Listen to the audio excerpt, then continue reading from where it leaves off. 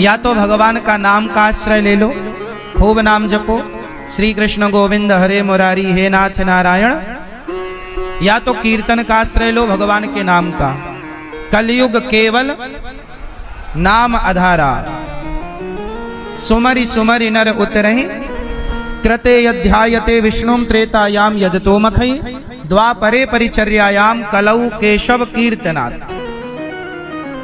कलयुग में केवल कीर्तन, तो कलयुग में है नाम, दूसरा है रूप। कलयुग में क्या है? भगवान के नाम का आश्रय ले लो या भगवान के रूप का आश्रय ले लो। भगवान का रूप बड़ा सुंदर है। भगवान कितने सुंदर हैं? क्यों मैया? ये टेढ़ी टांग वालों कितनों सुंदर हैं? ये मैया ये टेढ़ी टांग वालों कितनों सुंदर है तो कारो, पर गोरी राधा भी आके पीछे पड़ी रहेगा। हाँ या ना? सोचो, कहा जाता है ना, हाँ जो गोरे होते तो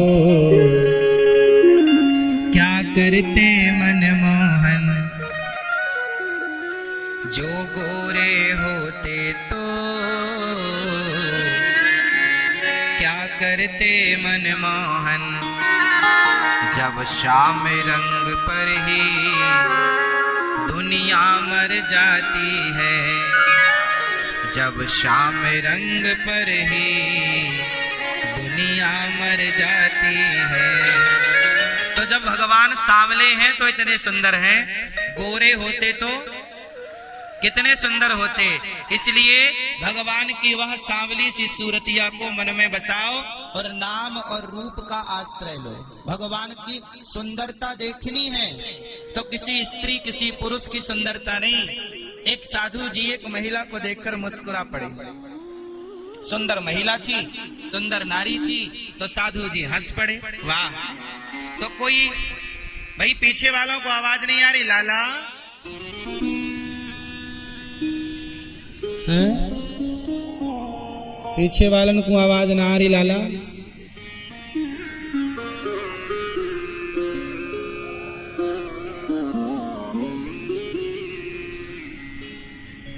आ रही। ये बंद पड़े भैया डिब्बा।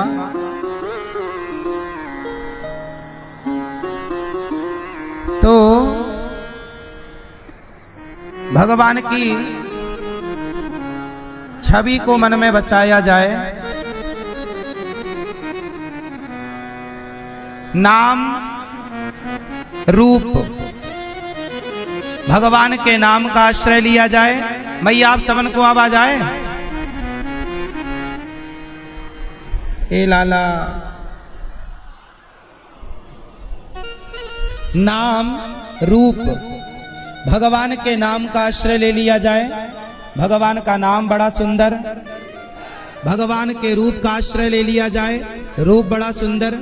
एक साधु जी एक महिला को देखकर बोले कितनी सुंदर हो, तो कोई दूसरा बोला वाह बाबा जी आपको महिला की सुंदरता दिख रही है। तो साधु जी ने कहा ना भैया, जो अजर हुए अदब तेरे देखते हैं, वो शेर कत्ल पहले अपना देखते हैं। ना मतलब है तुझसे ना सूरत से तेरी, हम तो सिर्फ कन्हैया तेरी कलम देखते हैं। कि जिस परमात्मा ने सुंदर नारी बनाई वो भगवान स्वयं कितना सुंदर होगा। जिस परमात्मा ने सुंदर स्त्री बनाई, सुंदर पुरुष बनाया, सुंदर संसार बनाया, पशु पक्षी बनाए, वो भगवान स्वयं कितना सुंदर होगा। क्यों? हाँ, जिसकी रचना इतनी सुंदर वो कितना सुंदर होगा। नाम तुम्हारा पालनहारा, जाने कब दर्शन होगा। जिसकी रचना इतनी सुंदर वो कितना सुंदर होगा। आई आवाज?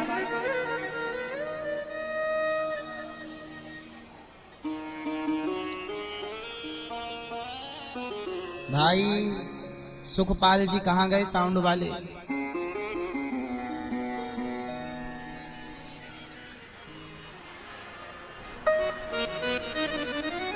तो नाम रूप, या तो भगवान का नाम जप करो, रूप का आश्रय लो, और लीला या भगवान की लीलाओं का गुणगान करो, गाओ और सुनो, सुनो और गाओ। भगवान का आ गई लाला, आए गई, आए गई, आए गई, अब ना जाए लाला।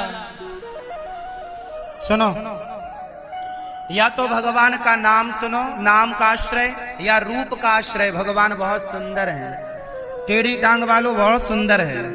और लीला, भगवान की लीलाओं को सुनो, ज्यादा से ज्यादा भगवान की लीलाओं को गाओ। जब कानों से भगवान की कथा सुनते हो तो कान पवित्र होते हैं, और वाणी से जब भगवान का नाम गाते हो तो वाणी पवित्र होती है। इसलिए गाओ। क्या गाएं? भगवान की कथाएं। आपस में बैठो पति पत्नी और भगवत चर्चा करो। क्यों? और चौथा है धाम, नाम रूप लीला धाम। तो आप लोगन को तो धाम में जन्म ही दियो भगवान ने, तो या काजे आप तो बड़े भाग्यशाली है गए कि आपको चौथी चीज तो प्राप्त करना ही ना है, क्योंकि ऑलरेडी जन्मजात प्राप्त है। बस 3 प्राप्त करनी है। नाम प्राप्त करना है, जप करना है, रूप प्राप्त करना है, भगवान के रूप का ध्यान करना है कि मेरो कन्हैया कैसो है, मारो कन्हैया, बस उसी वाक कन्हैया कोई ध्यान करना है। कृष्णात् परम किमपि तत्त्वमहं न जाने, कृष्ण से बड़ा कोई तत्व है ये मैं नहीं जानता। कृष्ण से बड़ा कोई योगेश्वर है, यत्र योगेश्वरः कृष्णो यत्र पार्थो धनुर्धरः, कृष्ण से बड़ा कोई योगी है मैं नहीं जानता। रानी से बड़ी कोई शक्ति है मैं नहीं जानता, होगी कोई शक्ति पर मैं तो नहीं जानता। मैं तो ये जानता हूँ कि जगत का आधार श्री राधा रानी है। अरे जगत, लक्ष्मी जी पाँव दबाती है नारायण की, लक्ष्मी जी पाँव दबाती है जो लक्ष्मी जी भगवान श्री नारायण के पाँव दबा, सोचिए सारी दुनिया को क्या चाहिए? लक्ष्मी, सारी दुनिया को क्या चाहिए? लक्ष्मी, पर वो लक्ष्मी को क्या चाहिए? नारायण। सारी दुनिया लक्ष्मी को चाहती है पर लक्ष्मी नारायण को चाहते हैं। पर वृंदावन में जब वह नारायण कृष्ण बनकर प्रकट भये, और कृष्ण बनकर प्रकट भये तो लक्ष्मी नारायण के पांव दबाती है, पर वह नारायण तो राधा रानी के पांव दबाते हैं। वह नारायण तो राधा रानी के चरण सेवा करते हैं, हाँ या ना? फिर ये हमारी श्री राधा रानी है। जगत को चाहिए लक्ष्मी, सारी दुनिया लक्ष्मी के पीछे पड़ी है, पर लक्ष्मी नारायण के पीछे पड़ी है। और लक्ष्मी नारायण के पीछे पड़ी और वो नारायण हमारी राधा रानी के पीछे पड़ा हुआ है। नहीं तो हमारे वो राधा रानी, हम बड़े भाग्यशाली हैं कि हम उन राधा रानी की शरण में हैं जिन राधा रानी की शरण में साक्षात भगवान श्री कृष्ण है, नारायण है, वो राधा। इसलिए राधा को क्या कहा? राधा धरा की शक्ति है। कौन सी? कौन सी शक्ति? आधार शक्ति। नहीं कहते आधार शिला। चलो भैया घर की नींव रखना, उसे क्या बोलते भैया? आधार शिला रखना है। आज आधार शिला का प्रोग्राम है। तो आधार शिला, तो सृष्टि का आधार क्या है? राधा। इसलिए आप राधा राधा मत कहो, बोलो आधार। आधार आधार आधार आधार आधार राधा। आधार कहोगे तो राधा अपने आप आएगा, क्योंकि आधार मतलब राधा ही सृष्टि का आधार है, राधा ही सृष्टि का। इसलिए आधार कहने से क्या बोध होता है? बोलो। आधार कहने से राधा का बोध होता है कि नहीं? बोलो हाँ कि ना। बात सही है कि गलत है? आधार आधार आधार आधार आधार आधार राधा राधा, क्या निकला? राधा। राधा ही ना आधार है सृष्टि का। इसलिए तो कहते हैं, इसलिए तो कहते जो राधा नाम न हो तो, जो राधा नाम न हो तो रस राज विचारो रो तो, जो राधा नाम न हो तो रस राज विचारो रो तो, ना हो तो कृष्ण अवतार जपे जा राधे राधे। कृष्ण अवतार जपे जा राधे राधे। तो राधा रानी ना होती तो कृष्ण भी फिर, इसलिए राधा रानी आधार शक्ति है, इसलिए राधा अपने आप में सबसे बड़ी शक्ति है। राधा अपने आप में सबसे बड़ी शक्ति है, इसलिए आप सब बड़े भाग्यशाली हैं कि राधा रानी की गोद में, ये ब्रजमंडल क्या है, भगवान की गोद है। राधा रानी यहाँ की माँ है, अधिष्ठात्री देवी तो ब्रजमंडल की राधा रानी ही है ना भाई। ब्रजमंडल की अधिष्ठात्री देवी कौन? श्री राधा रानी। तो आप लोग बड़े भाग्यशाली हैं कि राधा रानी की गोद में जन्म लेने का अवसर मिला, राधा रानी की गोद में खेलने का, खाने का, पलने का, बढ़ने का अवसर मिला। आप सब ब्रजवासियों के मध्य तो आज ये दास अनिरुद्ध अपने आप को बैठाकर पावन कर रहा है, पवित्र कर रहा है आप सबकी उपस्थिति से। हमारे पूज्य महाराज जी श्री झाड़ी वाले हनुमान जी की सेवा में परम पूज्य महंत जी स्वामी श्री राम रतन दास जी महाराज जी, समस्त झाड़ी वाले हनुमान जी के यहाँ के भक्तजन, आप सबके द्वारा ये भागवत जी का यहाँ आयोजन हुआ और पूज्य महाराज जी का दर्शन हम सबको मिला। संत लोग क्या करते हैं, सारे संत क्या करते हैं, संत क्या करते हैं, मधुकरी करते हैं। क्या करते हैं? जैसे मधुमक्खी शहद इकट्ठा करती है और शहद इकट्ठा करके समाज को दे देती है, लोग ले आते हैं तोड़ कर पीते हैं। ऐसे ही संत लोग थोड़ा थोड़ा पैसा इकट्ठा करते हैं और उस पैसे से क्या करते हैं, आप क्षेत्रवासियों को भागवत सुनवा देते हैं। चलो भैया इकट्ठा करो और भंडारा करा देते हैं, खूब प्रसादी पवा देते हैं, पाव प्रसादी कर, कथा सुनो, भक्ति के रंग में रंगो। तो संत लोग मधुकरी यही तो है कि थोड़ा थोड़ा वो इकट्ठा करते हैं और समाज की सेवा में उड़ेल देते हैं। उड़ेल देना समझते हैं ना, बिखेर देना, दे देना, समाज को समर्पित कर देना। ऐसे संत हमारे परम पूज्य स्वामी श्री राम रतन दास जी महाराज के चरणों में दास का कोटि कोटि दंडवत प्रणाम। प्रिय भक्तों, हमारे बीच में विधायक जी श्री राजेश चौधरी जी, आपकी धर्म पत्नी के साथ आप पधारे हैं, बहुत बहुत स्वागत आपका। ब्लॉक प्रमुख भी आए हैं सुमन चौधरी जी, और प्रशांत गुप्ता जी भी, मनीष जी भी, और उमाकांत शर्मा जी भी, आप सब पधारे हैं। सबका खूब खूब स्वागत, वंदन, अभिनंदन है। अब प्रवेश करते हैं भगवत चर्चा में, भगवान की पावन कथा में।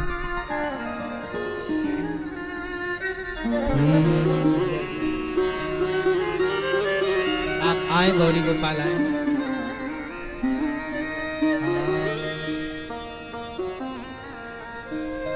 जन्माद्यस्य यतोऽन्वयादितरतस् चार्थे स्वभिज्ञः स्वराट् तेने ब्रह्म हृदयादिकवये मुह्यन्ति यत्सूरयः तेजो वारिमृदां यथा विनिमयो यत्र त्रिसर्गो मृषा धाम्ना स्वेन सदा निरस्तकुहकं सत्यं परं धीमहि। धर्मः प्रोज्झितकैतवोऽत्र परमो निर्मत्सराणां सतां वेद्यं वास्तवमत्र वस्तु शिविदं तापत्रयोन्मूलनम्।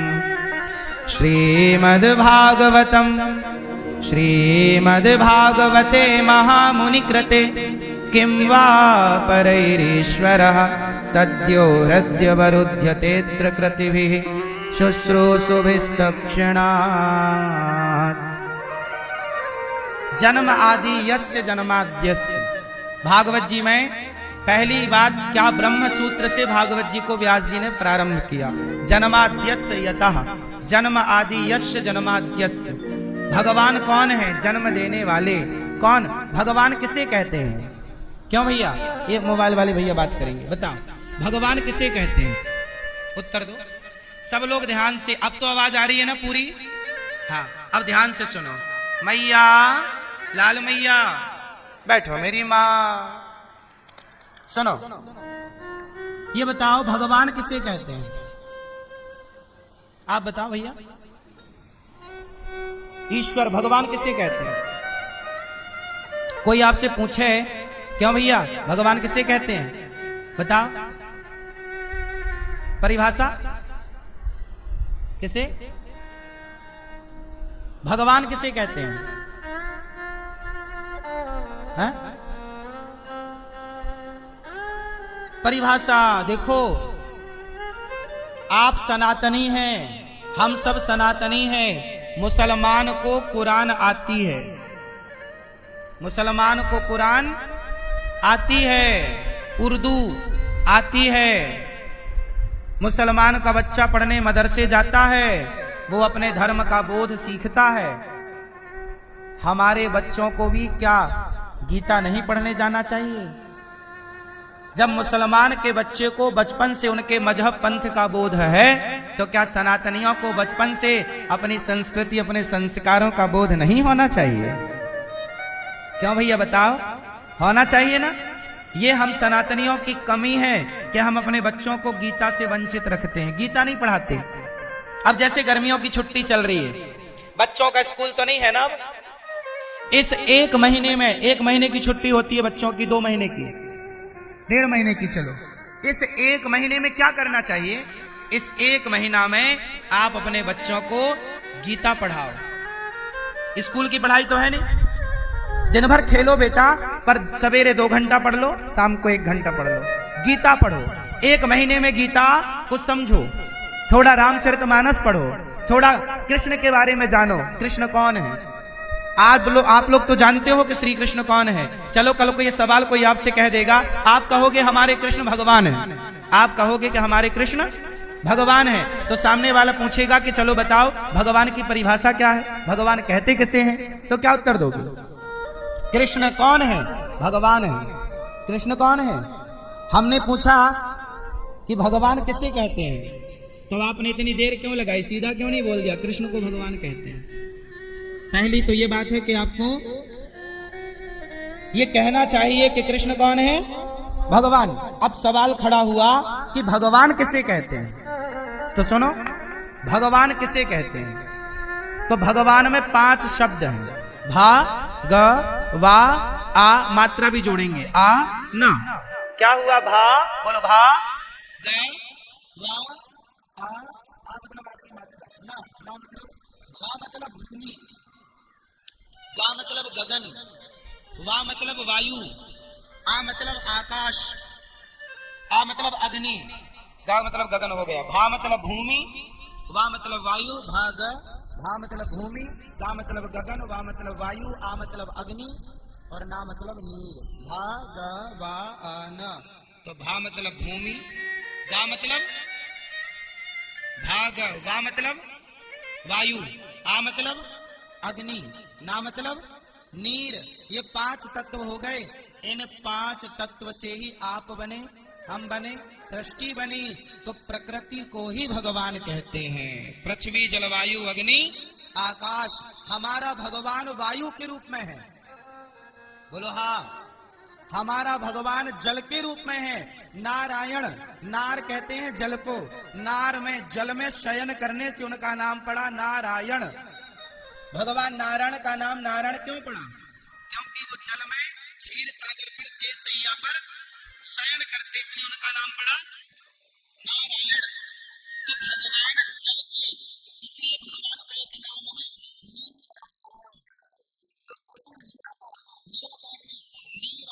निराकार भी है। अलग इसकी व्याख्या भी बताऊंगा, पर एक चीज आप समझो, निराकार क्या कर? नीरा मतलब जल, जल के आकार के भगवान। अच्छा ये बताओ, जब जरूरत पड़ी तो हमारे श्री कृष्ण ने अग्नि का पान किया कि नहीं? अग्नि पी गए। अभी आएगी आगे चर्चा। भगवान आग पीते, तो आग कौन पी सकता है? सामान्य। तो भगवान कौन है? अग्नि के स्वरूप है या नहीं? तो भगवान ही प्रकृति है। भगवान किसे कहते हैं? बोले प्रकृति को ही भगवान कहते हैं। इसलिए हम सनातनी लोग प्रकृति की पूजा करते हैं। हम पीपल की पूजा, वटवृक्ष की पूजा, तुलसी की पूजा, नदी की पूजा, समुद्र की पूजा, पत्थर की पूजा, बोलो हाँ, हम लोग ही हैं जो धूल को पूजते हैं, इसलिए दुनिया में कहीं धूल को ना पूजा जाए, पर ब्रजमंडल की तो रज को ही धूल को पूजा जाता है, नहीं पूजा जाता। पूरी दुनिया में धूल की पूजा कहीं होती है तो ब्रजमंडल में होती है।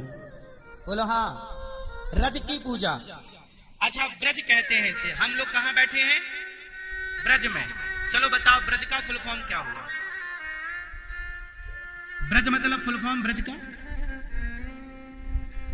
ब्रज का फुल फॉर्म, ब्रज का फुल फॉर्म होता है ब्रह्म की रज। ब्रा मतलब ब्रह्म, रा मतलब रज। ब्रह्म की रज जहां सजीव आज भी उपलब्ध हो उसे ब्रज मंडल कहते हैं, उसे ब्रज कहते हैं, जहां ब्रह्म की रज हो। इसलिए आज भी लोग आते हैं तो गिरिराज जी, बरसाना और वृंदावन लोग लौटते हैं, दंडवती परिक्रमा करते हैं। और ब्रज रज में क्या, ब्रज रज में ब्रज रज में लौट कर यमुना जल कर पान, राधा राधा रटत ही या तन सो निकले प्राण। तो ब्रज रज में लौट कर, लौटने की महिमा, आज भी लोग निधि बन जाते हैं, लौटते हैं, सेवा कुंज जाते हैं तो लौटते हैं। गिरिराज जी की और बरसाने की और वृंदावन की परिक्रमा लगाते हैं लोग तो लौटते हैं ब्रज रज में। वाह, यही ना रज है। इसलिए भगवान किसे कहते हैं? प्रकृति। हमारा भगवान केवल एक रूप में नहीं कि हम केवल गिरिराज उठाए कन्हैया की पूजा करेंगे, नहीं, हमारा गिरिराज उठाया हुआ कन्हैया रज के रूप में भी मौजूद है, हमारा गिरिराज उठाया हुआ कन्हैया आग के रूप में भी मौजूद है, हमारा गिरिराज उठाया हुआ कन्हैया वायु के रूप में, वायु सर्वत्र है तो वायु के रूप में हमारा कन्हैया ही सर्वत्र है। बोलो हाँ, आकाश सर्वत्र है तो हमारा कन्हैया गिरिराज जी उठाया है, वो कन्हैया आकाश के रूप में सर्वव्यापी है। बोलो हाँ, हमारा कन्हैया केवल वृंदावन या ब्रजमंडल तक ही सीमित नहीं है, हमारा कन्हैया तो सृष्टि के कण कण में है। किस रूप में व्यापक है? जैसे आकाश के रूप में, वायु के रूप में, अग्नि के रूप में, जल के रूप में, पृथ्वी के रूप में, धरती के रूप में, हाँ या ना? यही ना व्यापक। इसलिए हमारे यहां ब्रह्म कहते हैं। ब्रह्म, ब्रह्म का फुल फॉर्म क्या हुआ? व्यापक। विष्णु सर्व गुहाशया, विष्णु शब्द क्या है? व्यापक को विष्णु कहते हैं, ब्रह्म व्यापक है। व्यापक मतलब हरि व्यापक सर्वत्र समाना, हरि व्यापक सर्वत्र समाना, और प्रेम ते प्रगट हो ही मैं। तो हमारा कन्हैया व्यापक है। इतना सा कन्हैया हमारा नहीं है कि इतना सा बस एक जगह है, नहीं, हमारा कन्हैया तो हर रूप में है। क्यों जी, बात सही है? हर रूप में व्यापक है, बड़ा है, छोटा सा नहीं है। अड़ोर अणिया जरूरत पड़ने पर वो कन्हैया छोटा भी हो जाता है।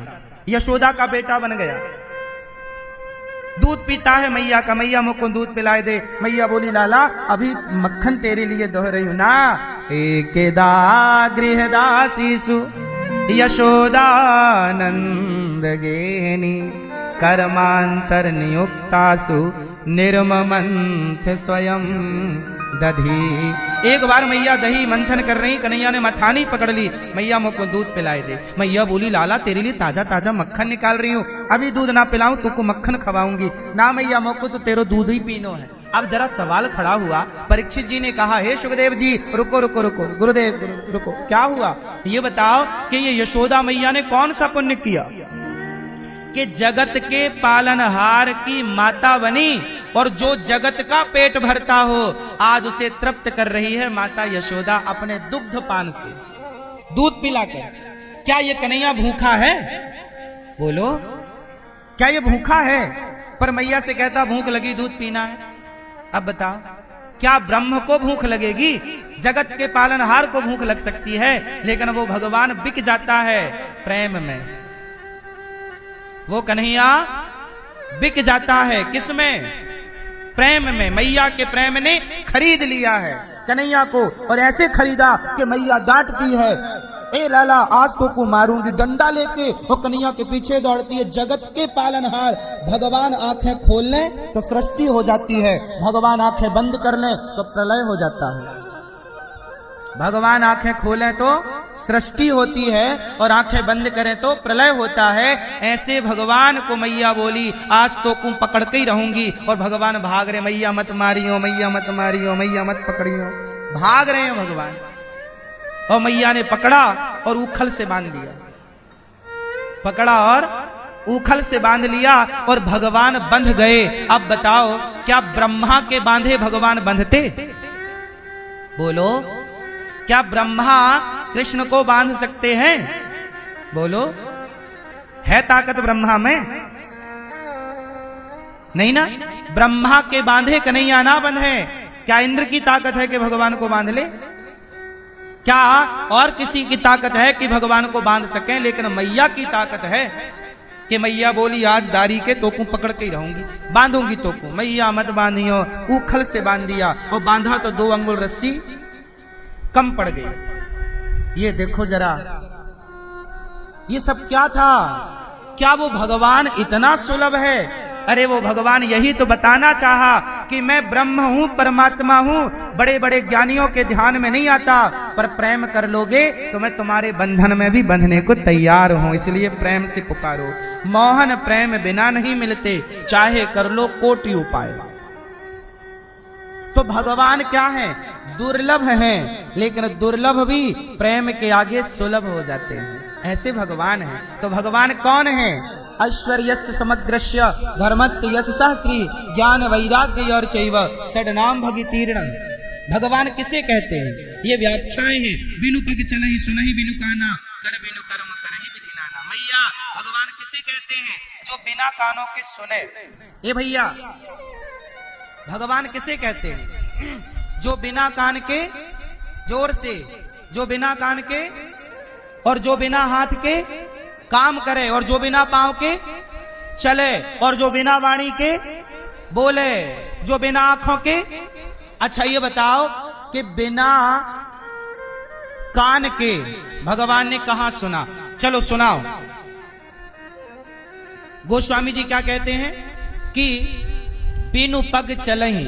अच्छा बताओ भगवान श्री कृष्ण बिना पांव के कहां चले? आप बताओ। चलो मैया आप बताओ।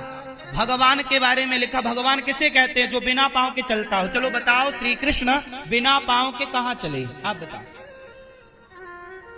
ये कन्हैया बिना पांव के कहां चला? बताओ। नहीं बताओगे मैया गुस्सा हो क्या? मैया बताए दे मेरी माँ। बिना पांव के भगवान कहां चले? नहीं सुनो, ये हमारा कन्हैया कैसा है? ये बिना पांव के चलता है। सिद्ध हो गया कि ये कृष्ण कोई मनुष्य नहीं है, भगवान है। कहां चला? आओ दिखाते हैं। जब द्रौपदी ने पुकारा, जब द्रौपदी ने पुकारा, उस समय द्वारिकाधीश द्वारिका में थे। और साड़ी कहां खिंच रही थी द्रौपदी की? हस्तिनापुर। हस्तिनापुर मतलब वर्तमान का मेरठ। आज जो मेरठ है उस जमाने का यही हस्तिनापुर था, और जो आज की दिल्ली है यही उस टाइम की इंद्रप्रस्थ थी। बोलो हाँ। तो मेरठ आज वर्तमान का मेरठ, जहां द्रौपदी की साड़ी उतारी जा रही थी। और द्वारिका कहां है? गुजरात में, समुद्र के किनारे। तो हमारे कन्हैया कहां थे उस समय? द्वारिका में। द्वारिका मतलब समुद्र के किनारे, सीधा आखिरी छोर भारत का। क्यों भैया? भारत का आखिरी छोर है द्वारिका। अब बताओ कि द्रौपदी ने पुकारा मेरठ से, हजारों किलोमीटर की दूरी है, लेकिन द्रौपदी की साड़ी जब उतर रही और द्रौपदी पुकार रही, द्रौपदी पुकार रही है। द्रौपदी ने कहा कहाँ जा छिपे हो प्यारे कन्हैया, यहाँ लाज लुटी जा रही है।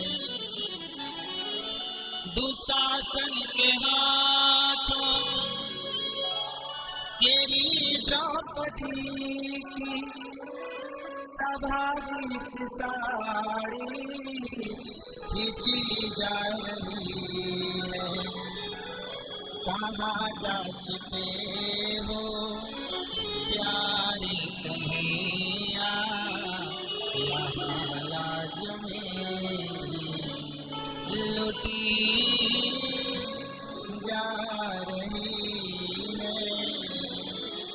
जब द्रौपदी ने पुकारा, गुरु द्रोण बोलो, पितामह बोलो, तुमसे तुम्हारी बहू पूछती है, पांचों पति आज बैठे सभा में, पांचों पति आज बैठे सभा में, महलों की रानी लुटी जा रही है। द्रौपदी ने सबको बुलाया, अर्जुन आओ, भीम आओ, नकुल आओ, सहदेव आओ, जिनके पांव थे भैया, जिनके पांव थे वो वहीं बैठे थे।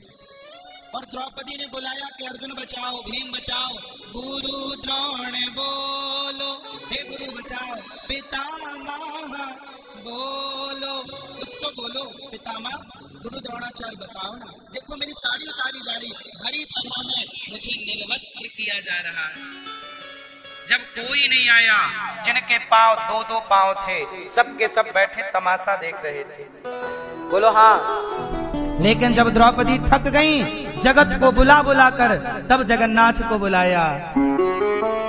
आओ कन्हैया, आओ मुरारी, तुमको पुकारे ये बहना तुम्हारी, देखो जरा ये हालत हमारी, बहना तुम्हारी लुटी जा रही है।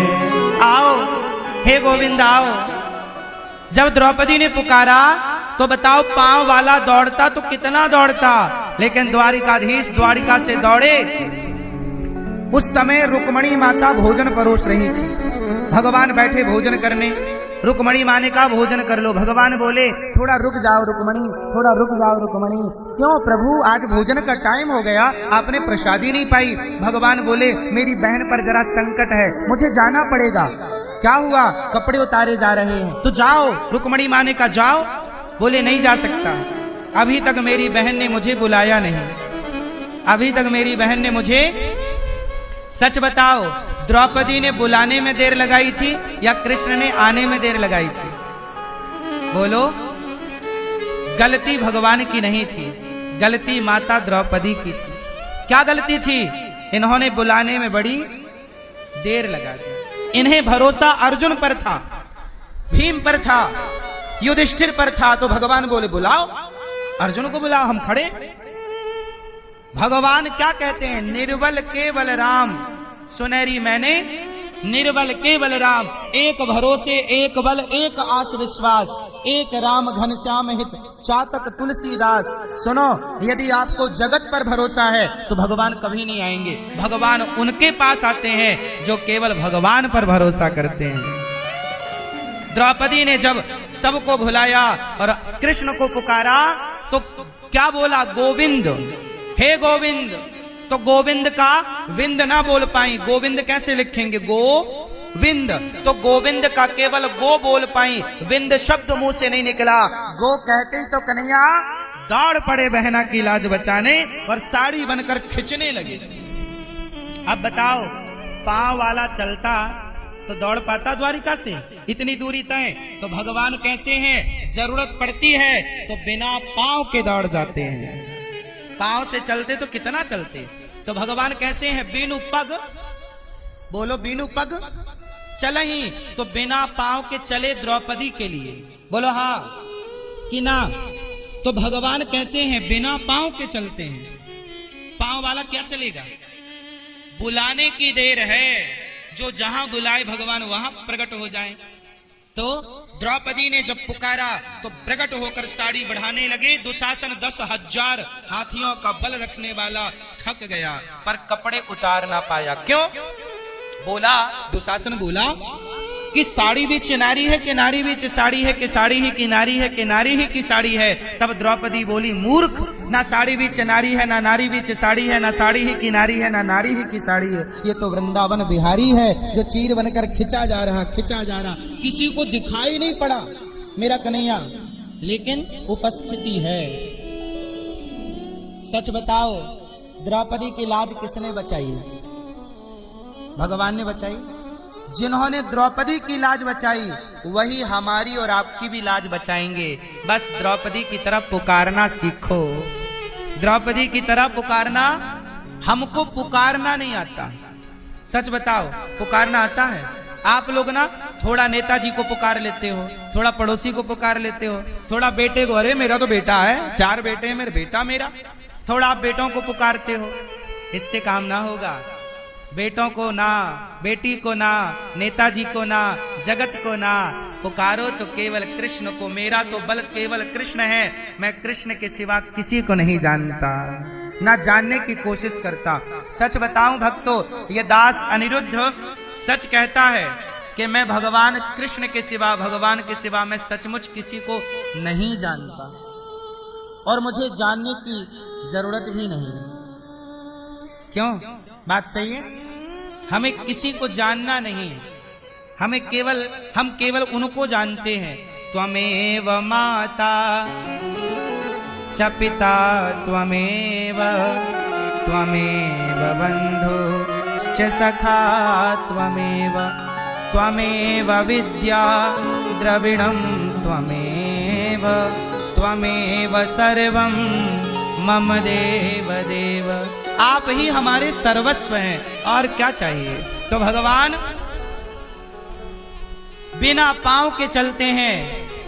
ऐसे भगवान व्यापक, इसलिए भगवान किसे कहते हैं? व्यापक को, सर्वत्र प्रकृति को भगवान कहते हैं। अच्छा ये बताओ, भागवत जी में ना, जन्माद्यस्य यतोन्वयादि तरतश्चार्थे स्वभिज्ञः स्वराट स्वानैव राजते इति स्वराट। स्वराट मतलब भगवान को सूर्य चंद्रमा से प्रकाश लेना नहीं पड़ता, भगवान से सूर्य चंद्रमा प्रकाश लेते हैं। भगवान को किसी से प्रकाश लेने की जरूरत। ऐसे भगवान हैं जो तेजो वारी मृदाम, ऐसे भगवान हैं जो त्रिशर्गो मृषा। हम लोग 3 गुणों से बने हैं, सत्वगुण, रजोगुण और तमोगुण, लेकिन भगवान दिव्य गुणों से अभिषिक्त हैं, दिव्य गुणों से बने हुए हैं। ऐसे भगवान को सत्यम परम धीमहि, सत्य स्वरूप परमात्मा को हम धारण करते हैं, अपने हृदय में ध्यान करते हैं उनका। भगवान के 24 अवतारों का वर्णन भागवत जी में। भागवत जी में मनुष्य के धर्म का निरूपण है। भागवत जी का पहला सवाल जानते हो क्या है? मनुष्य का धर्म क्या है? मनुष्य मात्र का परम धर्म क्या है? अच्छा बताओ आप लोग, मनुष्य का धर्म क्या है? क्यों भैया? ये भैया बताएंगे हमारे पीछे वाले। हाँ भैया बताओ, मनुष्य का धर्म क्या है? बताओ आप। हाँ? आप भी तो कुछ बताओ प्रभु। मनुष्य का धर्म क्या है? तो सुनो, जब भी आपसे कोई ये सवाल करे कि मनुष्य का धर्म क्या है, तो धर्म क्या है? सुनो, देखो, मुस्लिम का धर्म नहीं है, मजहब है। मुस्लिम का क्या है? वो मजहब है ना, वो धर्म को नहीं मानते। हम लोग कहते हैं कि मुस्लिम धर्म नहीं है, मुस्लिम एक मजहब है। सिख ईसाई ये धर्म नहीं है, ये पंथ है। ईसाई क्या है? पंथ लिखते हैं ये लोग। ईसाई एक पंथ है, मुस्लिम एक मजहब है, और सनातन एक धर्म है। सनातन एक धर्म है। अब सवाल खड़ा हुआ, भैया ये धर्म किसे कहते हैं? क्या मां को गाली देना धर्म है? क्या माँ बाप का अपमान करना धर्म है? क्या द्वार पे आए हुए को भोजन देना धर्म है? क्या माँ बाप की सेवा करना धर्म है? क्या गैया की सेवा करना धर्म है? क्या संतों की सेवा करना धर्म है? क्या दीन दुखी की सेवा करना धर्म है? क्या दया करना धर्म है? क्या मोहम्मद गौरी को पृथ्वीराज ने 17 बार छोड़ा तो क्या यह धर्म था कि दुश्मन पर आप दया करें? चलो बताओ, धर्म किसे कहते हैं? क्या है धर्म का स्वरूप? क्या है? आज धर्म को जान नहीं पाते लोग, इसलिए अधर्म के रास्ते पर चल पड़ते हैं। इसलिए मैं आपसे प्रार्थना करूं, आप तो सब जानते हैं, फिर भी मैं एक छोटी सी प्रार्थना करूं और निवेदन करूं आप सबसे, अपने बच्चों को ये पाठ जरूर पढ़ाइए धर्म का। कौन सा पाठ? बोलो। रावण जिस रास्ते पर चला वो धर्म था कि अधर्म था? और राम जिस रास्ते पर चले वो धर्म था कि अधर्म था? बोलो। तो धर्म की सिंपल परिभाषा, मैं थोड़ी कठिन परिभाषा भी बताऊं, थोड़ा सरल भी बताऊं, जो आपकी समझ में आ जाए बस आ जाए। सुनो, धर्म की परिभाषाएं तो बहुत हैं, सबका अलग अलग धर्म होता है। सुनो, पत्नी का धर्म अलग है, पुत्र का धर्म अलग है, पिता का धर्म अलग है, गुरु का धर्म अलग है, शिष्य का धर्म अलग है, राजा का धर्म अलग है, प्रजा का धर्म अलग है। क्यों मैया, आपका धर्म क्या है? स्त्री का धर्म क्या है? आप बताओ मैया, स्त्री का धर्म क्या है मेरी माँ? है? जोर से ये मैया बताओ, हमारी बताओ, स्त्री का धर्म क्या है? ये हरी मैया बताएंगी। हरी मैया बताओ मेरी माँ, स्त्री का धर्म क्या है? बोलो। क्या? ये पीली मैया बताएंगी। बताओ मेरी माँ, स्त्री का धर्म क्या है? स्त्री का एक ही धर्म है। क्यों? शास्त्रों ने कितने धर्म बताए स्त्रियों के? एक ही धर्म, एक व्रत नेमा, काय वचन मम पति पद प्रेमा। पति की सेवा करना मन से, वाणी से, कर्म से, यही नारी का धर्म। बच्चों को संस्कार देना, बच्चों को पढ़ा लिखा कर योग्य बनाना, यही माता पिता का धर्म है। बोलो हाँ। अच्छा, पति का धर्म क्या है? माताओं का तो हो गया, आपका बताओ। पुरुष का धर्म क्या है पत्नी के प्रति? बताओ, पति का धर्म क्या है? क्यों, आप पति हो? ये भैया, आपकी शादी हो गई कि नहीं? तो बताओ पति का धर्म। पति बन गए मतलब आप पति बन गए कि नहीं? बन गए। तो बताओ पति का धर्म क्या है? पत्नी की सेवा। सही सही है, सही है। पति का धर्म क्या है? पति का धर्म क्या है? जो धर्म पत्नी का है, पति का धर्म यह है कि आप अपनी नारी का सदा आदर करें, सम्मान करें, कभी अपने पत्नी का अपमान ना होने दें, ना तो आप खुद अपमान करें। नारी का सम्मान करना ही पति का धर्म है, पुरुष का धर्म है। ठीक है? हर तरह से राम ने रावण को क्यों मारा? केवल नारी के सम्मान के लिए। क्यों? बात सही है। राम अकेले थे, रावण भरी लंका में हजारों लाखों लोगों के बीच में रहता था, लेकिन वो अकेले राम रावण से भिड़ गए। क्यों? क्योंकि उसने एक नारी का अपमान किया है। यदि दंड नहीं दिया जाएगा तो ऐसे रावण नारियों का सदा अपमान करते रहेंगे। इसलिए राम ने सोचा कि कोई मर्द, कोई पुरुष कभी नारी का अपमान ना कर सके, इसलिए रावण का समूल नाश करना और समाज को मैसेज देना कि तुमने नारी का अपमान किया तो तुम्हारा भी यही हाल होगा जो रावण का हुआ। तो नारी के सम्मान के लिए रावण को मारना जरूरी था, ताकि कल दूसरा रावण पैदा ना हो जाए और नारी पर इस तरह से अत्याचार ना करे। इसलिए पुरुष का कर्तव्य है कि वो नारी का सम्मान करे, कभी अपमान। राम ने कभी माता सीता का अपमान नहीं किया। बोलो हाँ, किया? इसलिए सम्मान। तो आप अपनी पत्नी का सम्मान करते हो? खूब सम्मान करिए, इज्जत करिए अपनी पत्नी की। आपकी पति आपको भगवान मानती है। हमारे सनातन धर्म में क्या माना जाता है? स्त्री क्या मानती है? पति को परमेश्वर। जब आपकी पत्नी आपको भगवान मानती है तो क्या आपका कर्तव्य नहीं है कि आप उसका सम्मान करें? सोचो, आपकी पत्नी आपकी भक्त है, आपको भगवान मान के ना पूज रही है, तो जब आप भगवान हो गए तो आपकी पत्नी आपकी भक्त हो गई, तो बताओ तुम्हारा भगवान तुम भक्तों के साथ कैसा व्यवहार करता है? भक्त के साथ भगवान को कैसा व्यवहार करना चाहिए जरा आप लोग बताइए। भगवान को जब जरूरत पड़ी तो भगवान ने गिरिराज जी उठाकर भक्तों की रक्षा करी कि नहीं? ऐसा छोड़ी कि नहीं यार तुम डूबते रहो, हम नहीं उठाएंगे गिरिराज जी, तुम डूबते रहो, हम थोड़ी डूबेंगे। भगवान तो डूबते ना, ब्रजवासी डूबते तो भगवान बोलते तुम डूबो, हमें क्या करना? नहीं, भगवान का धर्म क्या है? यदि भक्त का धर्म है तो भगवान का भी धर्म है। क्यों जी, भगवान का धर्म है कि नहीं? बोलो हाँ। विभीषण तो रावण का भाई था, दुश्मन का भाई, लेकिन जब भाई आया तो शरण में आया। सुग्रीव बोला कि भेद हमार लेन सठ आवा, हे राम दूर रहना इससे, ये बड़ा दुष्ट है। कौन बोला? विभीषण। नहीं, सुग्रीव बोला राम जी ये आदमी सही नहीं है, ये हमारा भेद लेने आया है, भेद हमार लेन सठ आवा। सुग्रीव विभीषण को क्या कह रहे हैं? सठ। क्या कह रहे हैं? सठ मतलब दुष्ट, बड़ा दुष्ट है ये। लेकिन राम बोले ना सुग्रीव, ये बताओ ये हमारा भेद लेगा क्या? तुम कह रहे हो कि भेद लेने आया है, तो हमारे तुम्हारे बीच में कोई भेद है ही नहीं, तो लेगा क्या? हमारे और हनुमान के बीच में कोई भेद है ही नहीं, तो लेगा क्या? हमारे और जामवंत के बीच में कोई भेद है ही नहीं, तो लेगा क्या? जब भेद है ही नहीं तो क्या लेगा? रावण का भाई था, आप बताओ क्या दुश्मन के भाई को आप घर में जगह दोगे? कब दगा कर दे, कब धोखा दे दे, आपको यही ना लगेगा? लेकिन राम ने उस विभीषण को गले लगाया। क्या लगाया? गले लगाया।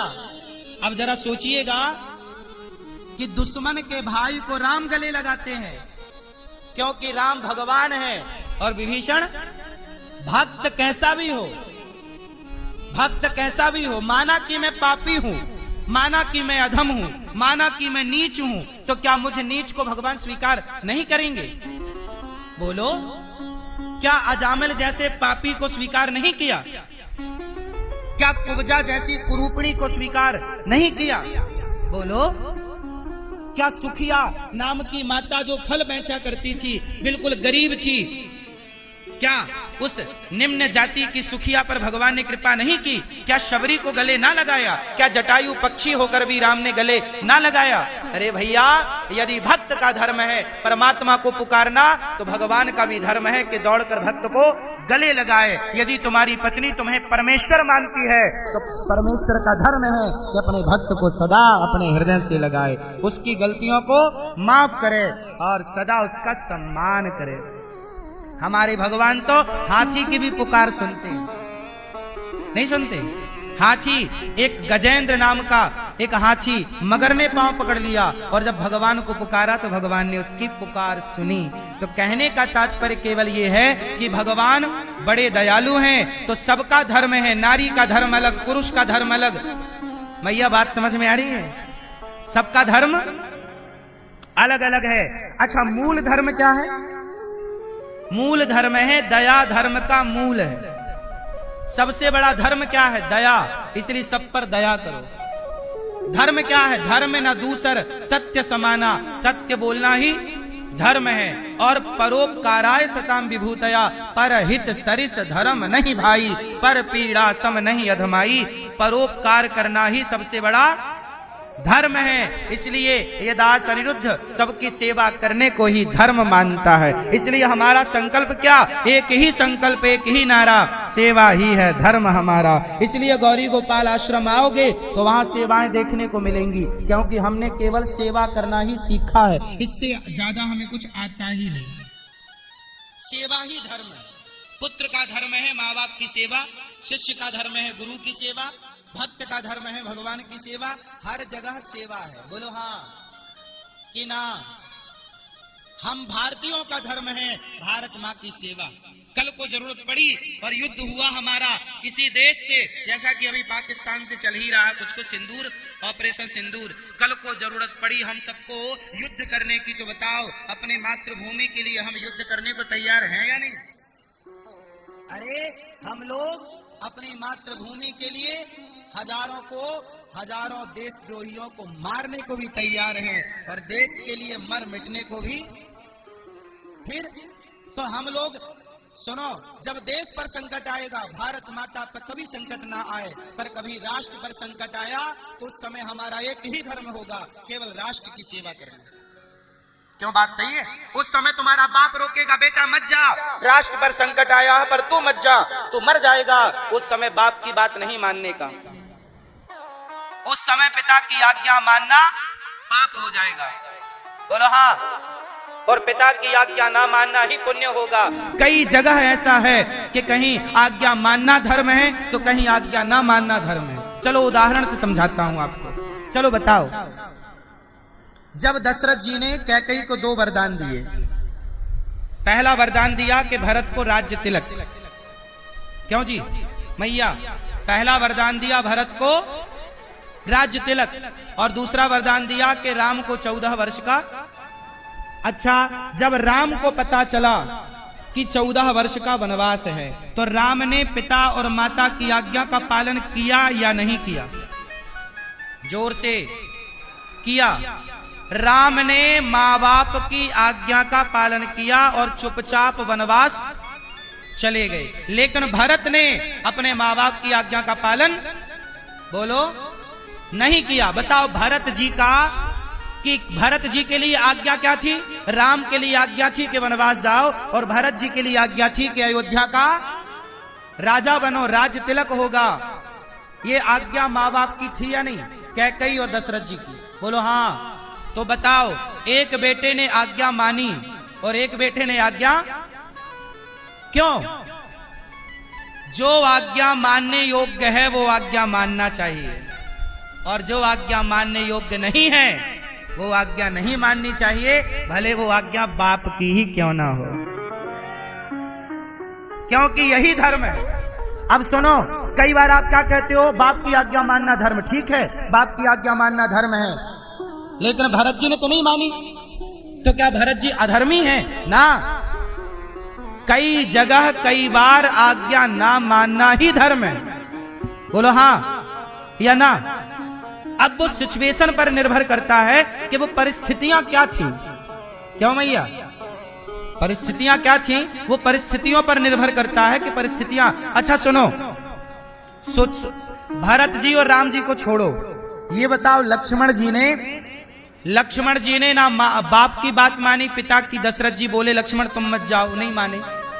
कौशल्या जी ने मना किया, लक्ष्मण तुम क्यों जा रहे हो, मना कर दिया, नहीं मानी। और तो छोड़ो, लक्ष्मण जी तो ऐसे हैं राम तक की बात नहीं मानते। क्यों भैया बताओ, क्या लक्ष्मण जी ने राम की बात मानी? राम ने बोला कि वनवास मत जाओ, पिता का ख्याल रखो, भरत नहीं है। बोलो हाँ। क्या भैया लक्ष्मण ने राम की आज्ञा मानी? जोर से नहीं मानी। क्यों? भगवान की आज्ञा। चलो बाप की नहीं माना अलग विषय, माँ की नहीं माना अलग विषय, पर भगवान की तो मान लो भैया। पर लक्ष्मण जी ने तो भगवान की बात नहीं मानी। अच्छा ये बताओ, आप सब ब्रजवासियों से मेरा एक सवाल, बताओ यदि श्री कृष्ण प्रकट हो जाएं यहाँ पर और कृष्ण प्रकट होके बोलें कि ब्रजवासियों आज से तुम मेरी पूजा बंद कर दो, आज से तुम मेरा नाम लेना बंद कर दो, तो बताओ कृष्ण की आज्ञा ऐसी हो जाए, कन्हैया प्रकट होकर कहें कि मुझे भूल जाओ, तो क्या कन्हैया की ये बात हम लोग मानेंगे? हाँ, भगवान भी आकर कह दें कि हमें भूल जाओ, तो भगवान की हम ये बात नहीं मानेंगे, हम भगवान की ये बात। और यही बात लक्ष्मण जी ने नहीं मानी। कल हमने बताया था ना आपको आखिरी में कि राम लक्ष्मण भरत शत्रुघ्न चारों में बड़ा कौन है। तो बात कल सूक्ष्म थी, आज थोड़ा सा विस्तार करके आपको समझाने का। आप तो वैसे सब समझते हो, पर फिर भी दास निवेदित करेगा अपनी वाणी को पवित्र करने के लिए। सुनो, राम ने जिस धर्म का पालन किया वो धर्म कौन था? धर्म 4 प्रकार का होता है। बात किसकी चल रही है? धर्म की।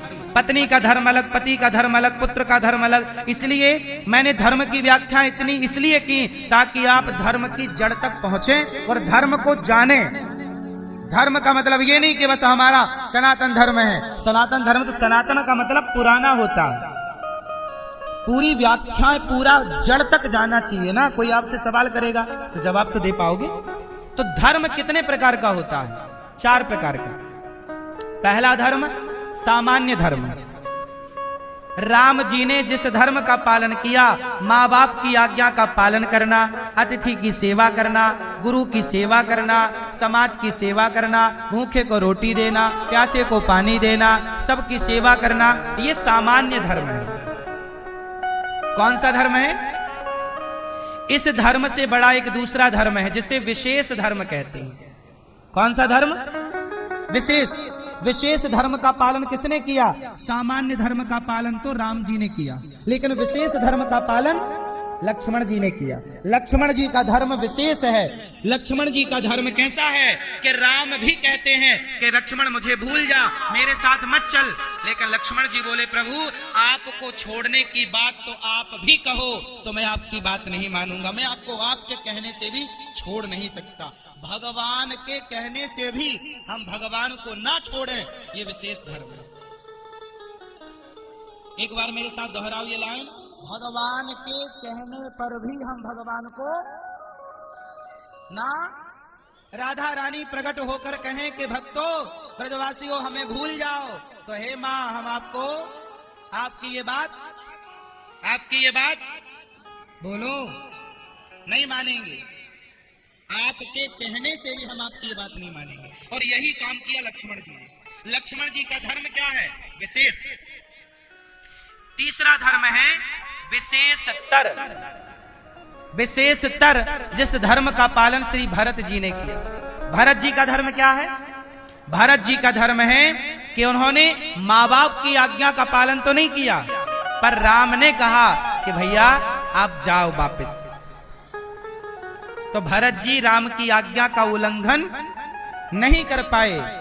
जहां भगवान को माना जाए और भगवान की बात भी मानी जाए, वो विशेषतर धर्म है जो भरत जी ने पालन किया। बोलो हाँ। अच्छा एक बात बताओ भरत जी की, कि भरत जी राजा बन जाते अयोध्या के, तो भरत जी को समाज अच्छा कहता कि बुरा कहता? बोलो बोलो। बुरा कहता ना। भरत जी राजा नहीं बने इसलिए समाज ने उन्हें अच्छा कहा। ये बात मैं नहीं कहता, भरत जी खुद कहते हैं। भरत जी को जब गुरु वशिष्ठ जी ने कहा कि भैया भरत चलो आपका राज्य तिलक करते हैं, क्योंकि आपके पिता की आज्ञा थी कि राम को 14 वर्ष का वनवास हो, तो वो चले गए, अब आपको राजा बनाया जाएगा। तो भरत जी बोले गुरु जी यदि मैं राजा बन गया तो पृथ्वी रसातल में चली जाएगी। वशिष्ठ जी बोले क्या बात करते हो भरत, आप जैसा धर्मात्मा भक्त राजा बनेगा तो पृथ्वी रसातल में क्यों जाएगी? तब भरत जी ने एक छोटी सी कहानी सुनाई। कहो तो मैं आपको सुनाऊं? सुनो। एक धोबी था, वो अपने गधे को लेके जंगल गया, तो वहां पर ना एक बहुत सुंदर चमकीला पत्थर मिल गया। धोबी को बड़ा अच्छा लगा, पत्थर लाया और उस पर रस्सी बांधा और गधे के गले में टांग दिया। अब धोबी साबुन लगाता गधे को और बाद में उसी पत्थर से घिसता गधे को। एक दिन वहां से जौहरी गुजरा। मैया एक दिन वहां से कौन गुजरा?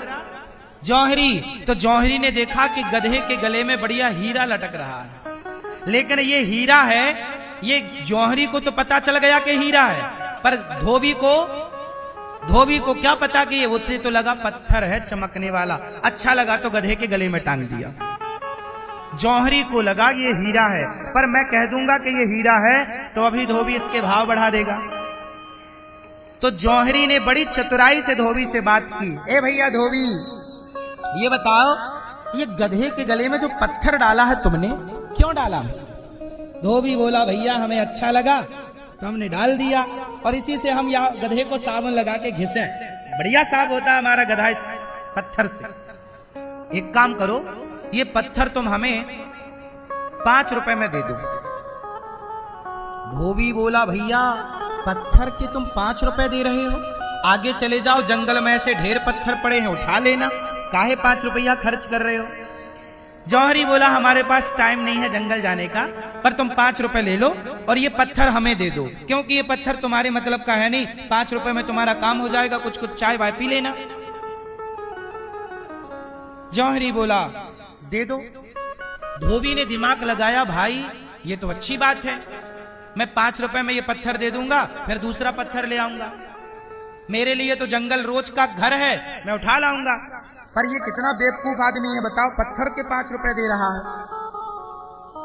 अब हीरा जौहरी ने लिया 5 रुपए में, धोबी को 5 रुपए दिया। धोबी बड़ी खुशी खुशी जंगल चला गया कि मैं दूसरा उठा लाता हूं, फिर बेच दूंगा। लेकिन वो क्या समझे कि हर चमकदार पत्थर हीरा नहीं होता। लो भैया, अब धोबी चला गया गधे को लेकर। हीरा आया जौहरी के हाथ में। जब जौहरी के हाथ में हीरा आया तो जौहरी के हाथ में वह हीरा आते ही टूट करके टुकड़े टुकड़े हो गया। जब हीरा टूटा तो जौहरी ने कहा, वाह हीरा, अभी गधे के गले में लटक रहे थे तब तुम टूटे नहीं, अभी गधे को साफ कर रहे थे तब तुम टूटे नहीं, और मुझे जौहरी के पास आए तो टूट गए। तब टूटे हुए हीरे से आवाज आई, जौहरी मैं क्यों टूटा, इसके पीछे कारण है, क्यों? तब उस हीरे ने कहा, जौहरी उस धोबी को तो पता ही नहीं था कि मेरी कीमत क्या है, उस गधे को तो पता ही नहीं था कि मेरी कीमत क्या है, पर तुम जौहरी हो ना, तुम्हें पता था ना कि मेरी कीमत करोड़ों की है, लेकिन फिर भी तुमने मेरी कीमत केवल 5 रुपए लगाई। तो कोई ना जानने वाला मेरी कदर ना करे तो चलता है, पर तुम जैसे जानकार लोग भी जब मेरा अपमान करेंगे तो मैं तो टूट कर टुकड़े टुकड़े हो ही जाऊंगा ना, क्योंकि तुम तो जानकार थे। तो जो लोग कृष्ण को नहीं जानते, राम को नहीं जानते, वो कृष्ण और राम को ना जानने वाले लोग नाम ना जपें, कथा ना सुने तो कोई बात नहीं, पर आप तो जानते हो ना कि कृष्ण नाम की महिमा क्या है, राम नाम की महिमा क्या है, और तुम राम नाम के हीरा को, कृष्ण नाम के हीरा को जानकर भी तुम उस राम नाम का आश्रय ना लो, कृष्ण नाम का आश्रय ना लो, तो बताओ वो हीरा टूट कर तो टुकड़े टुकड़े हो ही जाएगा। भरत जी ने कहा कि ये धरती रावण से धर्म की उम्मीद नहीं करती, हिरण्याक्ष हिरण्यकश्यपु से ये धरती धर्म की उम्मीद नहीं करती, पर भरत जैसे लोगों से ये धरती धर्म की उम्मीद करती है। ये धरती भी धर्म पर टिकी है। ये धरती किस पर टिकी है? धर्म पर। यदि धर्म समाप्त हो जाएगा, प्रलय आ जाएगा साहब। ये धरती किस पर टिकी है? धर्म पर। भरत जी ने कहा कि राम का भैया भरत, यदि मैं भी अपने भाई को अपने माँ के कहने से वनवास भेजकर और भैया राम की गद्दी हड़प लिया, तो ये धरती किसके धर्म से टिकेगी कि राम का भाई भी धोखेबाज हो जाएगा, तो भला कौन भाई ईमानदार होगा इस धरती में? कौन भाई किस भाई की दुहाई देगा कि भाई हो तो वैसा? इसलिए भरत जी वो भाई बने कि युगों युगों के बाद भी लोग कहते हैं कि भाई हो तो भरत के जैसा, क्योंकि ये धरती भरत जैसों के धर्म पर टिकी है। क्यों जी? इसलिए कहता हूं कि प्राण जाए पर धर्म न जाए। प्राण जाए पर वचन मीन्स धर्म, वचन को ही धर्म कहते हैं। प्राण जाए पर धर्म न जाए। इसलिए कहता हूं, रावण के पास धन था, राम के पास धर्म है। इसलिए सोने की लंका धनपति रावण भी, उसका सर्वनाश हो गया। रावण मरा तो रोने वाला कोई नहीं बचा, धनवान था। रावण को याद किया जाता है, धन वाले रावण को याद किया जाता है तो रावण के पुतले जलाए जाते हैं, और धर्मवान राम को याद किया जाता है तो राम के मंदिर बनाए जाते हैं। था भरा सोना खचाखच लंक की दीवार में, था भरा था भरा सोना खचाखच लंक की दीवार में, एक रत्ती नहीं मिला रावण को मरती बार में। जाने ना देना धर्म, करना लोभ मत धन धाम का, और धर्म ही जाता रहा तो धन रहा किस काम का। इसलिए साहब एक बात बताओ, धन बड़ा कि धर्म बड़ा? धर्म बड़ा। इसलिए राम से बड़ा धर्म लक्ष्मण जी का, और लक्ष्मण जी से बड़ा धर्म भरत जी का, क्योंकि भरत जी ने राम की आज्ञा का पालन किया, और राम की भी वही आज्ञा का पालन करना है जो पालन करने योग्य है। लक्ष्मण जी ने नहीं किया, भरत जी ने किया। बहुत सूक्ष्म है धर्म, कहां बात माने कहां ना माने, क्या करें क्या ना करें, बड़ा गहरा है धर्म। चौथा सामान्य धर्म राम जी का, विशेष धर्म लक्ष्मण जी का, विशेषतर भरत जी का, और विशेषतम धर्म है शत्रुघ्न जी का। भरत जी के धर्म से भी बड़ा ऊंचा धर्म है शत्रुघ्न जी का। क्यों? चलो बताओ, भगवान की भक्ति करना बड़ा है या भगवान के भक्त की भक्ति करना बड़ा है? बोलो बोलो। भगवान के भक्त की महिमा ज्यादा है या भगवान के भक्त की महिमा ज्यादा है? इसलिए भगवान का भक्त एक है, भगवान का भक्त, और एक है भगवान के भक्त का भक्त। इसलिए हमारे भागवत जी में लिखा है, दासानुदासो भवितास्मि भूया, अहम हरे तव पादई कमूला, दासानुदासो भवितास्मि भूया। हे प्रभु, मैं आपका भक्त ना बन पाऊं तो कोई बात नहीं। जैसे साधु संत हैं भगवान के भक्त, हम भगवान के भक्त नहीं हैं, लेकिन साधु संतों का हम पांव पकड़ लें तो हमारा भी उद्धार हो जाएगा कि नहीं? अच्छा ये बताओ, सुग्रीव, बताओ सुग्रीव राम का भक्त है कि राम के भक्त का भक्त है? सुग्रीव, जोर से। सुग्रीव तो राम को जानता ही नहीं था। बोलो हाँ। सुग्रीव किसे जानता था? जोर से। झाड़ी वाले हनुमान जी को। सुग्रीव किसे जानता था? झाड़ी वाले हनुमान जी को। सुग्रीव तो राम को जानता नहीं था। और सुनो, सुग्रीव कोई बहुत बढ़िया आदमी नहीं था, ये तो राम की परीक्षा लेता है कि तुम तो बाली को मार ही नहीं पाओगे, यदि मार पाओ तो एक काम करो, ये ताड़ के वृक्षों पे एक बाण से जरा सातों को गिराओ, तब हम मानेंगे कि आप बाली को मार पाओगे। ऐसा तो सुग्रीव था। सुग्रीव कोई बहुत बढ़िया भगत नहीं था। बोलो हाँ कि ना? पर सुग्रीव की अच्छाई केवल इतनी थी कि सुग्रीव हनुमान जी पर भरोसा करता था।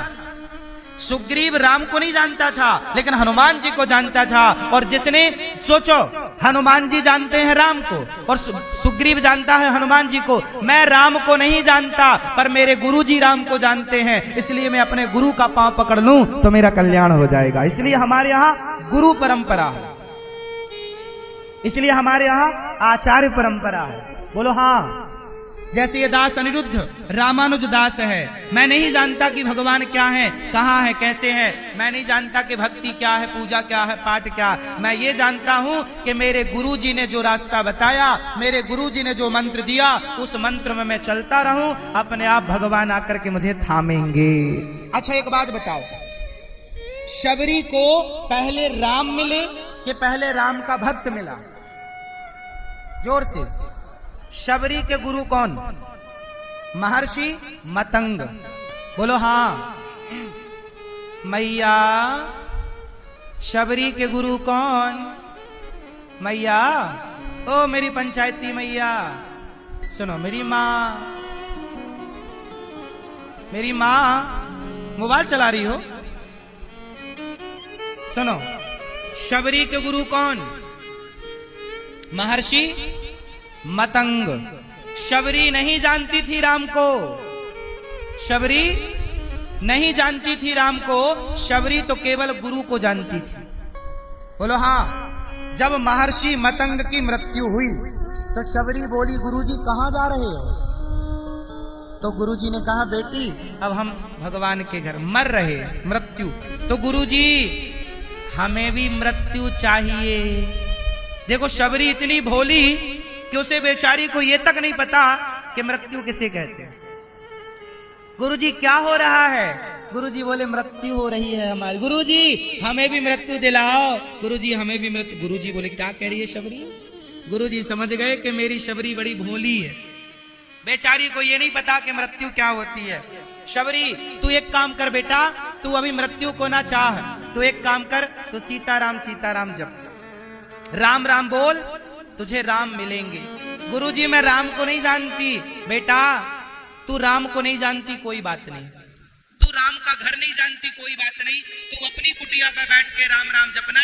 तूने गुरु की आज्ञा का पालन किया होगा तो राम खुद चलकर तेरे घर आएंगे, तेरे द्वार आएंगे। इसलिए दासानो दासो भविदास में बोल, बात सही है। एक होता है जो भगवान के पांव पकड़ के रखता है, तो हनुमान जी ने तो राम के पांव पकड़े, पर सुग्रीव ने हनुमान जी के पांव पकड़ लिए।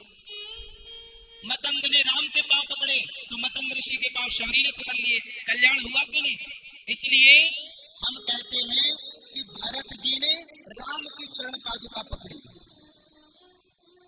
बोलो हाँ। शीश पे खड़ा हूं,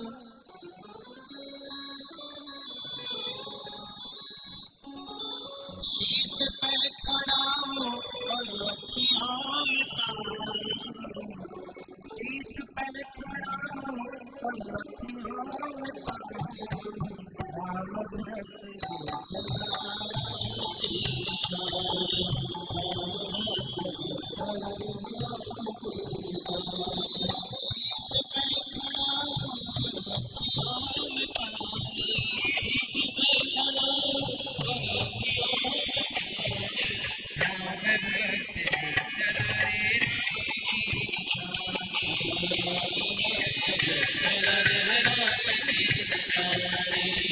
अच्छा ये बताओ, राम के चरण पादुका भरत जी ने माथे से लगाए कि नहीं? अच्छा तो भरत जी ने राम के क्या पकड़े? चरण। भरत जी ने राम के क्या पकड़े? चरण। भरत जी ने राम के चरण पकड़े और शत्रुघ्न जी ने भरत जी के चरण पकड़ लिए। भरत ने राम के और शत्रुघ्न जी ने भरत के। अच्छा ये बताओ, बिजली के तार को आप पकड़ लो और आपको कोई दूसरा, और दूसरे को तीसरा, और तीसरे को चौथा, बताओ पहले कौन मरेगा? आगे वाला तो पीछे वाला? हाँ, तो भगवान का पांव जो पकड़ता है उसका उद्धार बाद में होता है, जो भगवान के भक्त का पांव पकड़ता है उसका उद्धार पहले होता है। इसलिए भगवान के पांव पकड़ने की जरूरत नहीं है, भगवान के किसी भक्त के भी पांव पकड़ लिए जाएं तो भी कल्याण हो सकता है। किसी संत के, किसी भक्त के पांव पकड़ लिए जाएं तो कल्याण।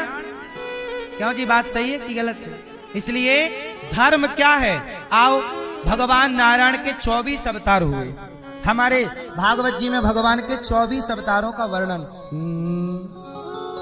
नारायण नारद हरि कपिल देव श्री राम, हंस हयग्रीव मोहिनी दत्तात्रेय सुखधाम, नरसिंह वामन व्यास जी ऋषभ देव कौमार, यज्ञ पुरुष धनवंतरी बुद्ध कल की अवतार, पृथु राजा बारह पुनि कृष्ण चंद्र भगवान, परशुराम मत्स्य कमठ पद्म पुराण प्रमाण। भगवान के 24 अवतार हुए, हर अवतार का कोई ना कोई कारण था। उसी 24 अवतारों में एक अवतार हुआ कृष्ण अवतार, भगवान का कृष्ण अवतार। ये जो कृष्ण अवतार है ये भगवान का 20वां अवतार है। बलराम जी 19वें अवतार हैं और श्री कृष्ण 20वें अवतार है। भगवान नारायण के 24 अवतार, कच्छप धनवंतरी मोहिनी इत्यादि, इनमें 20वें अवतार भगवान कृष्ण। अच्छा चलो बताओ, भगवान श्री कृष्ण का अवतार क्यों हुआ? क्या जरूरत थी? उत्तर दो। क्या भैया? चश्मा वाले दादाजी बताएंगे हमारे। ये पीछे, हाँ बताओ, भगवान कृष्ण का अवतार क्यों हुआ? भगवान कृष्ण के पहले राम का अवतार हो चुका था, तो कृष्ण को अवतार लेने की क्या जरूरत थी? दादाजी बताएंगे हमारे। क्यों क्यों अवतार लेना पड़ा? कंस को मारने ना? कंस को मारना बड़ी बात नहीं थी। कंस को मारना बड़ी बात थी नहीं। कंस कोई बहुत ताकतवर थोड़ी था। कंस को मार देते भगवान। फिर पूतना को ना, बकासुर अघासुर तृणावर्त ना। भगवान कृष्ण के अवतार का हेतु ये भी है कि इन राक्षसों का कल्याण करना। ये नहीं कह रहे हम कि ये हेतु नहीं है, पर मुख्य हेतु क्या है? धर्म संस्थापनार्थाय। भगवान के अवतार का मुख्य कारण क्या है? परित्राणाय साधूनां विनाशाय च दुष्कृतां धर्म संस्थापनार्थाय संभवामि युगे युगे। धर्म की स्थापना करने के लिए भगवान का अवतार होता है, और मुझे लगता है कि भगवत गीता को प्रकट करना था, इसलिए भगवान को अवतार लेना पड़ा। यदि भगवान कृष्ण ना होते तो भगवत गीता ना होती, और भगवत गीता ना होती तो हम रास्ता भटक चुके होते। हम सभी को रास्ता बताने का कोई ग्रंथ है तो भगवत गीता है। इसलिए मेरी माँ बच्चों को गीता जरूर पढ़ाओ। चलो, भागवत वेद व्यास जी ने 17 पुराण लिखे। मन अशांत था, तब नारद जी नारायण करते हुए आए। महाराज आप उदास हैं क्यों? बोले महाराज मैंने 17 पुराण लिखे पर शांति नहीं मिली। सोचिए, व्यास जी को शांति नहीं मिली। तब नारद जी ने कहा कि नैष्कर्म्यप्यच्युत भाव वर्जितम न शोभते ज्ञानमलम निरंजनम। आपने अभी तक 17 पुराणों में ज्ञान की तो व्याख्या की, पर कहीं भक्ति का निरूपण नहीं किया। आप भक्ति के रास्ते पर चलोगे, आपको शांति मिलेगी। तब नारद जी ने अपनी आत्मकथा बताई कि मैं दासी पुत्र था, पर भगवत संतों की कृपा से ब्रह्मा पुत्र बना। जब पूरी आत्मकथा सुनाई, वेद व्यास जी प्रभावित भये और उन्होंने भागवत की शुरुआत की। भागवत की शुरुआत कहां से होती है? महाभारत के युद्ध से। क्यों भैया? भागवत जी की शुरुआत कहां से होती है? महाभारत के युद्ध से। चलो आप लोग बताओ भैया, मैया, ओ लाल मैया, जा रही हो मेरी माँ? टाटा कर लो, टाटा। जाओ, कल आओ ना मेरी माँ, कल आना। अच्छा, अभी जाके रोटी बनाओगी? जाओ, टाटा। गाड़ी चलाओगी मैया? क्या कह रही है गाड़ी? अच्छा, गैया, गैया दोहेगी मैया, है ना? अच्छा ठीक, तो गैया दो के आओगी मेरी माँ। सुनो, अच्छा ये बताओ, महाभारत का युद्ध हुआ, चलो बताओ कितने पक्षों में युद्ध था? 2 पक्ष। कौन कौन से पक्ष थे? पीछे के भक्त बोलेंगे, कौरव और कौरवों के साथ सेना ज्यादा थी, पांडवों के साथ सेना कम थी। कौरव 100 थे, पांडव 5 थे। कौरवों की शक्ति ज्यादा थी, पांडवों की शक्ति कम थी। पर पांडवों की शक्ति कौन बना? भगवान श्री भगवान जिसके साथ खड़े हो जाए वो शक्तिशाली हो जाता है। सही है? अच्छा, अब बात करेंगे थोड़ी सी महाभारत की, चूंकि भागवत जी में ये प्रसंग है। तो भागवत जी की चर्चा है कि महाभारत का जब युद्ध हुआ, तो आप लोगों से मैं एक छोटी सी प्रार्थना करूं, आप बताओ कि महाभारत जो हुआ किसकी गलती से हुआ? पांचाली। क्यों भैया? क्या पांचाली मतलब द्रौपदी? अच्छा, ये भाई साहब कह रहे हैं कि द्रौपदी की गलती से महाभारत हो गया। मैया क्या बोलती तू? आप बताओ किसकी गलती से हुआ? महाभारत किसकी गलती से हुआ? क्यों लाल मैया, किसकी गलती से? चलो ये मैया नहीं बोल रही, आप लोग बताओ किसकी गलती से महाभारत हुआ? हाँ? धृतराष्ट्र। कोई कह रहा द्रौपदी, कोई कह रहा धृतराष्ट्र। अच्छा ये बताओ भैया, द्रौपदी की गलती से महाभारत हुआ। जब द्रौपदी आपको मिलेंगी ऊपर कभी और पूछेंगी क्यों भैया हमने कौन सी गलती की, तो क्या उत्तर था? अंधे का बेटा अंधा ऐसा कहा, ऐसा आपने कहीं पढ़ा है? सुना है। हर सुनी बात सही नहीं होती। आज आपकी जानकारी के लिए बता दूं कि महाभारत में ऐसा कहीं नहीं लिखा कि द्रौपदी ने दुर्योधन को ऐसा बोला। लोग कहते ना कि द्रौपदी ने बोला दुर्योधन गिर गया, तो द्रौपदी ने बोल दिया कि अंधों के, लेकिन द्रौपदी ने कहीं नहीं बोली ये बात। ये झूठा प्रचार हो गया द्रौपदी के खिलाफ। टीवियों में ये सेंटेंस प्रयोग किया गया। महाभारत में कहीं द्रौपदी ने ऐसा दुर्योधन के लिए नहीं बोला कि अंधों के अंधे होते हैं, कहीं नहीं बोला। आप भी पढ़ के देख लेना पूरा महाभारत, ये प्रसंग पढ़ लेना जहां ये शब्द है, कहीं नहीं। इसका मतलब ये हुआ कि द्रौपदी की कोई गलती नहीं थी। द्रौपदी तो निर्दोष है। द्रौपदी ने ये कहा ही नहीं। देखो समाज की अज्ञानता, ये घटना घटी त्रेता में, सॉरी द्वापर में। ये घटना घटी द्वापर में, लेकिन आज कलयुग चल रहा है। 5000 साल हो गए, लेकिन 5000 साल बाद भी लोग सत्य तक नहीं पहुंच पाए। जो सुनाया गया हमने वो सुना। इसलिए कहता हूं कि शास्त्रों को पढ़ो, केवल सुनो मत। पढ़ना जरूरी है। यदि आप नहीं पढ़ोगे तो गलत जानकारी दे दी जाएगी और आप गलत को ही सच मानते रहोगे और द्रौपदी को ही अपराधी बनाते रहोगे, जबकि द्रौपदी कोई अपराध नहीं की। समझ में आई लाला? सही है। तो भगवान अब गलती अब ढूंढते हैं सही अपराधी को। महाभारत क्यों हुआ? सही अपराधी कौन है? किसकी गलती है? द्रौपदी निर्दोष है। द्रौपदी निर्दोष। दोषी कौन? अब दोषियों के नाम सुनो। एक दो नाम हो तो मैं गिनाऊं, मैं कुछ नाम बोलूंगा। आप कितने लोग सहमत हैं मेरी बात से? सुनने के बाद बताइएगा। पहला दोषी धृतराष्ट्र। क्यों? क्योंकि धृतराष्ट्र राजा है और राजा का धर्म होता है न्याय करना। जब द्रौपदी की साड़ी खिंची तो क्या राजा का धर्म नहीं था कि द्रौपदी के साथ न्याय करें? लेकिन खुद का बेटा खींच रहा था दुशासन, तो धृतराष्ट्र चुप थे। तो धृतराष्ट्र से सवाल होगा कि तुम्हारा बेटा गलत करेगा तो क्या तुम्हारा बेटा है इसलिए उसे माफ कर दिया जाएगा क्योंकि राजा का बेटा है? तो राजा के बेटा को क्या किसी महिला के कपड़े उतारने का अधिकार दिया जाएगा? क्या राजा का बेटा होने से नारी का अपमान करने का आपको लाइसेंस मिल जाता है? ये सवाल धृतराष्ट्र से। इसलिए धृतराष्ट्र की चुप्पी, धृतराष्ट्र ने सही न्याय नहीं किया। महाभारत क्यों हुआ? महाभारत हुआ जमीन के बंटवारे से। यदि भगवान कृष्ण बनकर गए शांति दूत, भगवान पांडवों के पक्ष से क्या बने?